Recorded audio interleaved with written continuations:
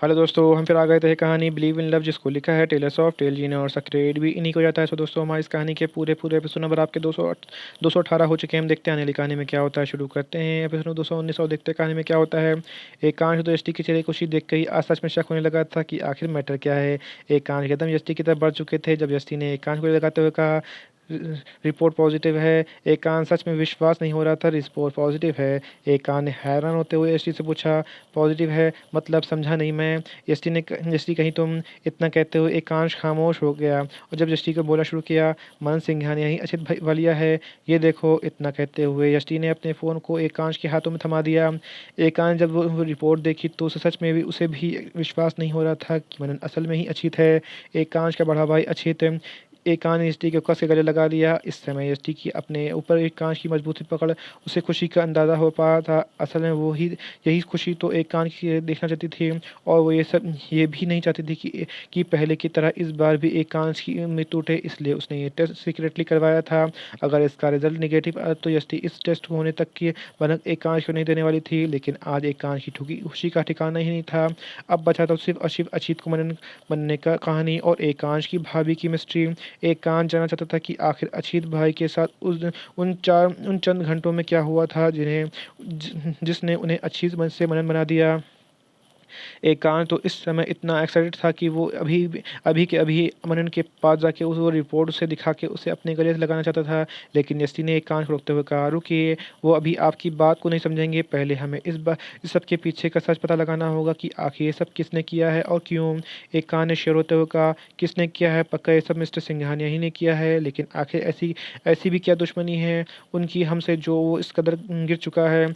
एकांश इन्हीं सवालों में घिरा हुआ था जब एकांत घर की डोर बजी। शाम के समय वो लोग किसी भी एक्सेप्ट नहीं कर रहे थे, लेकिन फिर भी सुनीता जी ने डोर खोला। सामने कोई और नहीं बल्कि वे विशांत सिंघानिया की मॉम खड़ी थी। एकांत और यष्टि उन्हें अच्छे से जानते थे और उनके इस तरह से आने से उन्हें बिल्कुल भी अंदाजा नहीं था। लेकिन वो आज एक ऐसी सच्चाई लेकर उनके सामने आई थी जिसे सुनकर एकांत की सबसे बड़ी गुत्थी सुलझने वाली थी। और वो थी कि आखिर मिस्टर सिंघानिया एकांश की फैमिली के पीछे हाथ धो के क्यों पड़े हैं। एकांश ने उसे वेलकम करते हुए कहा, आइए ना, आप अचानक से सब ठीक तो है ना मेरी दृश्या। विशांत की मोम ने एकांश को दिलासा देते हुए कहा, बेटा, विशु के होते हुए दृश्या कुछ नहीं हो सकता। मैं तुम्हें कुछ बताने आई हूँ। एकांश और शी दोनों हैरान थे कि उनके यूं अचानक से आने से और उनके गंभीर चेहरे को देखकर। उन्होंने उनसे पूछा, आप बैठिए, आपके लिए कुछ लाऊं। विशु की मॉम ने जवाब दिया, नहीं बेटा, पहले मुझे अपने दिल को बोझ हल्का करने दो। इतना कहने के साथ ही वो जाकर सोफे पर बैठ गई। अब विशु की मॉम ने बताना शुरू किया, मिस्टर सिंघानिया, जो तुम्हारे लिए एक मिस्ट्री है कि वो आखिर क्यों तुम्हारी फैमिली के पीछे पड़े हैं, उस सवाल का जवाब मेरे पास है। एकांत ने इंटरेस्ट लेते हुए पूछा, तो बताइए ना। विशु की माँ ने आगे बताना जारी रखा, बेटा, वो असल में विशांत के पिता हैं और मेरे पति। मेरे उनसे शादी हुई थी, लेकिन विशु के पैदा होने से पहले हम लोग अलग हो चुके थे। इसलिए उन्हें आज तक नहीं पता कि विशान उनका बेटा है। और रही बात तुम्हारी फैमिली से दुश्मनी की, तो जिस समय मैं उनके साथ थी तब तो तुम्हारे पिता मिस्टर शशांक वालिया और मिस्टर आराध्या कपूर के फ्रेंड और बिजनेस पार्टनर थे। लेकिन जितना तुम्हारे पिता मिस्टर शशांक वालिया फेयर तरीके से काम करते थे, उतना ही मिस्टर सिंघानिया बिजनेस को गलत तरीके से चलाने की कोशिश करते थे। ये बात आज तक किसी को नहीं पता कि मिस्टर शशांक वालिया को मिस्टर सिंघानिया के बिजनेस में किए हुए घपलों के बारे में किसने बताया। एकांत ने चौंकते हुए कहा, आपने? तो क्या आपने डैड को सब कुछ बताया था? विशु की मॉम ने आगे बताना शुरू किया, हाँ बेटा, वो मैं ही थी जिसने तुम्हारे पिता को मिस्टर सिंघानिया के कच्चे चिट्ठों की भनक दी थी। उसके बाद मिस्टर शशांक वालिया ने मिस्टर सिंघानिया के संज्ञानी के ऊपर फौर्जरी के केस कर दिया और उनकी पार्टनरशिप को भी कैंसिल कर दी। मिस्टर आराध्य कपूर को इस सब के बारे में काफ़ी लेट पता चला था क्योंकि वो इस समय इंडिया में नहीं थे। यही सब होने के बाद से मैं उनसे अलग हो गई थी, क्योंकि जो उन्होंने तुम्हारे पिता के साथ किया था वही उन्होंने मेरे पिता के साथ किया था धोखा। उन्हें तो अभी तक भी नहीं मालूम कि विशान उनका बेटा है और ना ही विशान को पता है कि मिस्टर सिंघानिया उनके पिता है। और मैं चाहती ही नहीं कि मेरे बेटे के ऊपर उस आदमी का साया भी पड़े। एकांश को तो सच में आंखें चौड़ी हो गई थी ये सब जानकर। अब उसे समझ आ गया था कि मिस्टर सिंघानिया और उसकी फैमिली बीच की असली दुश्मनी की वजह क्या थी। क्यों एकांश को पहले अपने पिता और फिर अपने भाई और भाभी को गँवाना पड़ा? क्यों बार-बार उसके ऊपर उसके परिवार के हमले हो रहे थे? आखिर उस भूखे शेर की भनक आज एकांश को लग चुकी थी, जो उसके परिवार का शिकार करने के लिए न जाने कितने सालों से ताक पे लगाए हुए बैठा था। एकांश ने विशु की मॉम के पास सोफ़े पर बैठते उनके हाथों को अपने हाथों में ले लिया, जिसके बाद उसने उससे कहा, "आंटी, अगर आज आप ये सब मुझे नहीं बताती तो मैं ना जाने क्या और बड़ी गलतियाँ कर बैठता। थैंक यू सो मच मेरे सामने सच्चाई लाने के लिए। अब मुझे पता है कि मुझे आखिर क्या करना है।" विशु की मॉम ने एक कान से कहा, "हाँ बेटा, आज मुझे हिम्मत मेरी दृश्यनी बेटी ने दी है। जब उसने मुझे अपने भाई के ज़िंदा होने और उसके मिस्टर सिंघानिया के बारे में बताया, तब मैंने हिम्मत जुटाई कि मैं तुम्हें सच बता दूँ, वरना मैं तो हमेशा हमेशा से इस बात से डरती आई हूँ कि अगर मिस्टर सिंघानिया को भी शांत के बारे में पता चल गया, तो वो मुझसे मुझे छीन लेंगे और मैं ऐसा होने नहीं दे सकती। मेरा बेटा मेरे जीने की आखिरी उम्मीद है।" एकांश उनके इमोशन समझ पा रहा था और उसे अच्छे से पता था कि अब आगे क्या करना है। यही स रही रही सही गुत्थियों को सुलझाने के लिए एकांश ने विशु की मॉम को सामने से सम्मान में गले लगा लिया, जिसके बाद वो खुद उन्हें उनके घर ड्रॉप करने के लिए गया। एकांश के सामने आज एक बहुत बड़ा राज का पर्दाफाश हो चुका था। अब आगे देखना है कि इस सब में अंजाम तक एकांश कैसे पहुँचेगा और क्या आदि की बहन भी ज़िंदा होगी एकांश के भाई की तरह, जानने के लिए कहानी का अगला भाग। यहीं पे कहानी का एपिसोड नंबर आपका 219 कंप्लीट होता है। मुझे लगता है अब तक तो मैं इसी में कहानी का एपिसोड नंबर 220 ऐड करता हूँ और देखता हूँ कहानी में क्या होता है। एकांश ने घर आते ही अपने डैड को एकांश ने घर आते ही अपने डैड